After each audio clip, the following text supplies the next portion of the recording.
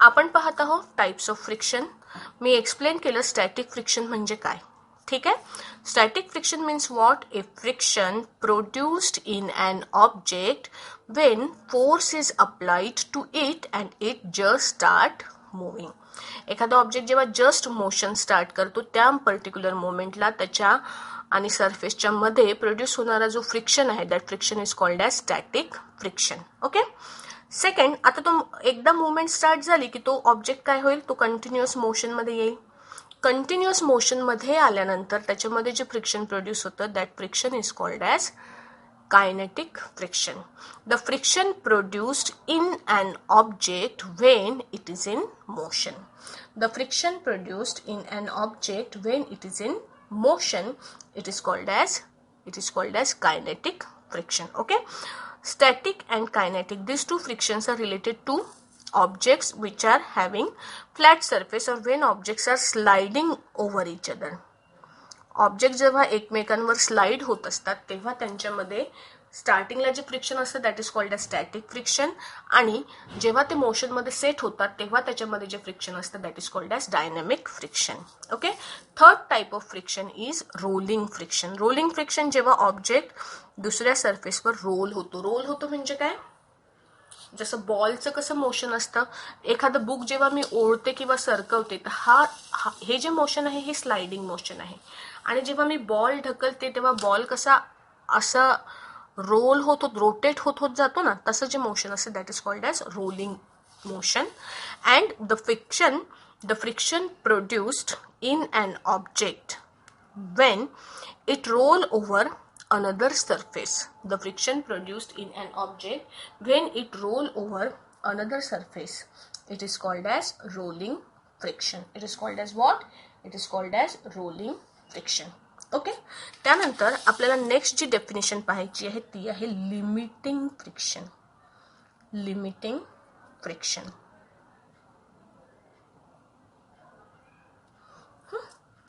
Limiting friction म्हणजे काय? आता आपण ही जर सिच्युएशन कन्सिडर केली की आपण काय करतो, दोन सर्फेसेस आहेत, ते दोन सर्फेसेस एकमेकांच्या कॉन्टॅक्टमध्ये आहे, ते स्टेबल आहे. इथे तुम्ही वेट वाढवल्यानंतरही इथे काय होईल? ह्या ऑब्जेक्टची मुवमेंट स्टार्ट होत नाही.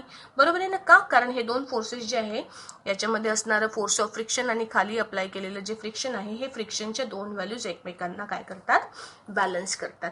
पण एका पर्टिक्युलर व्हॅल्यूसाठी, जसं ह्या कंडिशनमध्ये आपण 15 ग्रॅम ह्या वेटसाठी काय होतं, हे जे मोशन आहे म्हणजे 15 ग्रॅमसाठी जो इथे अप्लाय केलेला जो फोर्स ऑफ फ्रिक्शन आहे तो फोर्स ऑफ फ्रिक्शन आणि हे 15 ग्रॅम वेट हे दोघं काय करतात? एकमेकांना बॅलन्स करतात.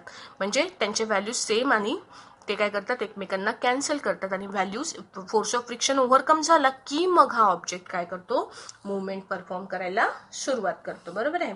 तर ही जी व्हॅल्यू आहे फ्रिक्शनची, जी मॅक्सिमम व्हॅल्यू आहे, ज्या व्हॅल्यूच्या पुढे जर तुम्ही फोर्स अप्लाय केला तर फ्रिक्शन ओव्हरकम होऊन जाईल आणि ऑब्जेक्ट मूव्ह व्हायला स्टार्ट करेल, त्या फ्रिक्शनच्या व्हॅल्यूला म्हणतो आपण limiting friction. That value is called as limiting friction. What is it? The maximum static friction produced is called limiting friction. Is called limiting friction. Okay. Limiting friction म्हणतो आपण त्याला. Limiting friction साठी आपल्याजवळ काही लॉज आहेत. आपण ते laws पाहूया. Laws of limiting friction. Number 1, पहिला लॉ आहे limiting friction depends on nature of surfaces in contact, providing that the normal reaction remain constant. Normal जी रिएक्शन आहे ती कॉन्स्टंट राहत असेल. म्हणजेच काय? म्हणजे तुम्ही 3 कंडिशन कन्सिडर केल्या, तिन्ही कंडिशनमध्ये तुम्ही एकच वस्तू इथे ठेवली जिचं मास सेम आहे, मास m1 M1 सेम आहे. जर मास सेम असेल तर त्यांच्यावर एक्झर्ट होणारी नॉर्मल रिॲक्शन पण कशी असेल, सेम असेल. पण तुमचे सरफेसेस वेगळे आहे.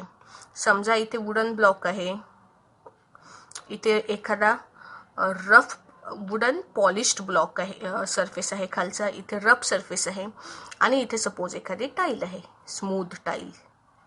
ओके, तर यामध्ये जो लिमिटिंग फ्रिक्शनची जी व्हॅल्यू आहे, तुमचा सरफेस रफ असेल तर त्याच्यासाठी तुम्हाला जास्त इथे पॅनमध्ये जास्त वजन टाकावं लागेल, तेव्हा कुठे हा ब्लॉक काय करेल, मुवमेंट करायला सुरुवात करेल. का? कारण की इथे तुम्हाला इरेग्युलरिटीज ओव्हरकम करायला वेळ जास्त लागेल.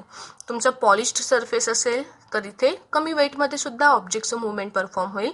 आणि टाईल्स असेल ते स्मूथ असेल, आता ते डिपेंड करतं, पॉलिश्डपेक्षा जास्त स्मूथ असेल तर इथे तुम्हाला अजून कमी वेटमध्ये ऑब्जेक्ट काय करेल, मुवमेंट परफॉर्म करेल. तर तुमची लिमिटिंग फ्रिक्शनची जी व्हॅल्यू आहे ही कशावर डिपेंड करते, ही डिपेंड करते नेचर ऑफ सरफेसवर. ही कशावर डिपेंड करते, नेचर ऑफ सरफेसवर डिपेंड करते. दुसरा जो लॉ आहे तो लॉ आपल्याला सांगतो की the force of limiting friction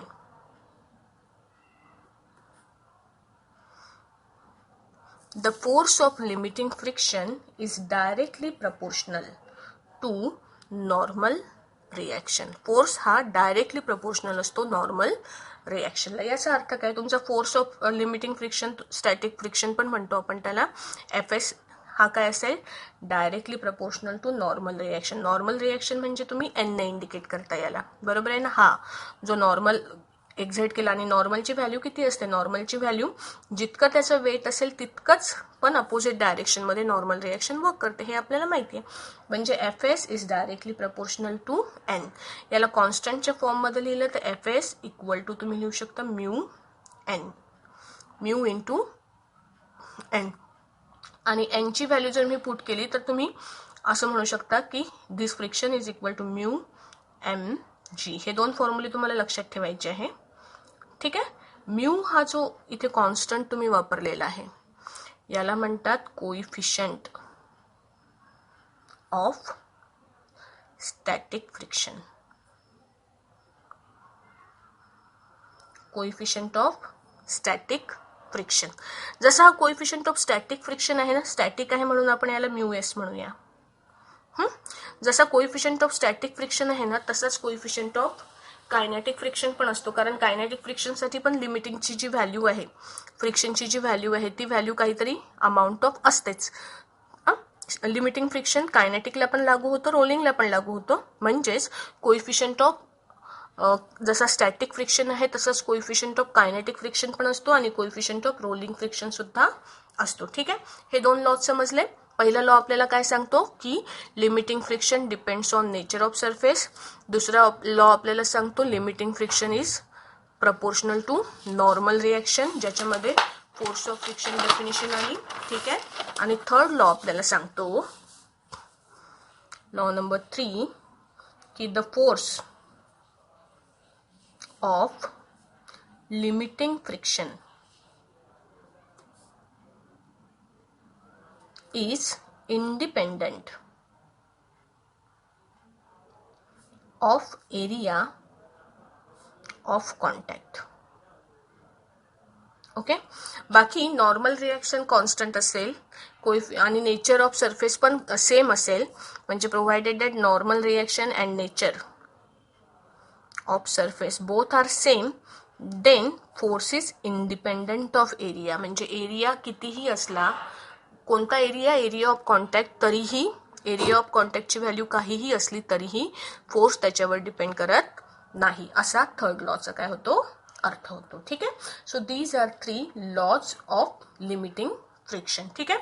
आता याच्यामध्ये मी तुम्हाला सांगितलं की आपल्याजवळ 3 कोइफिशियंट ऑफ फ्रिक्शन आहे, friction for static, friction for kinetic आणि फ्रिक्शन फॉर रोलिंग.